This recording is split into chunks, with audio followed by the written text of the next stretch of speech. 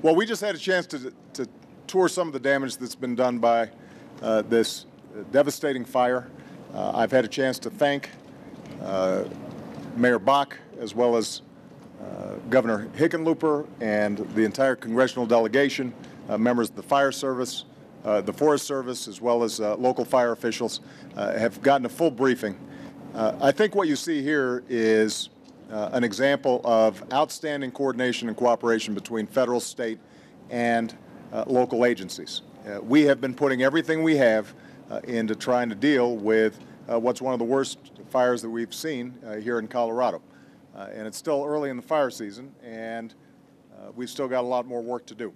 But because of the outstanding work that's been done, because of not only the coordination, but also some unprecedented arrangements that have been made with military resources combined with the civil resources, we're starting to see progress. Obviously, as you saw in some of these subdivisions, the devastation is enormous, and our thoughts and prayers go out to all the families who've been affected. One of the things that I've tried to emphasize is that whether it's fires in Colorado or flooding in the northern parts of Florida, when natural disasters like this hit, America comes together. And we all recognize that there but for the grace of God go I. We've got to make sure that we have each other's backs. And that spirit is what you're seeing in terms of volunteers, in terms of firefighters, in terms of government officials. Everybody's pulling together to try to deal with this situation. Now, as I said, we're not completely out of the woods yet. These folks, some of them have been working 18-hour days, 20-hour days, trying to make sure that these fires get put out.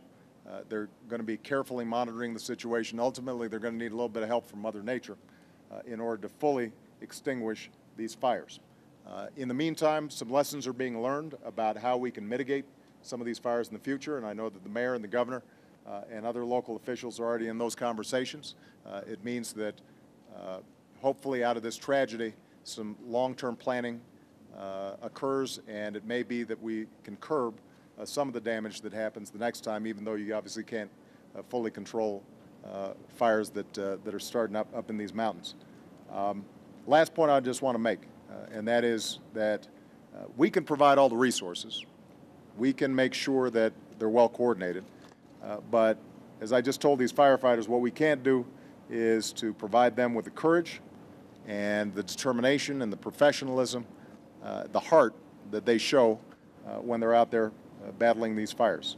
When we had a chance on site to see some guys who had just saved 3 homes in a community that had been devastated, for those families, the work and the sacrifice of those firefighters means the world to them.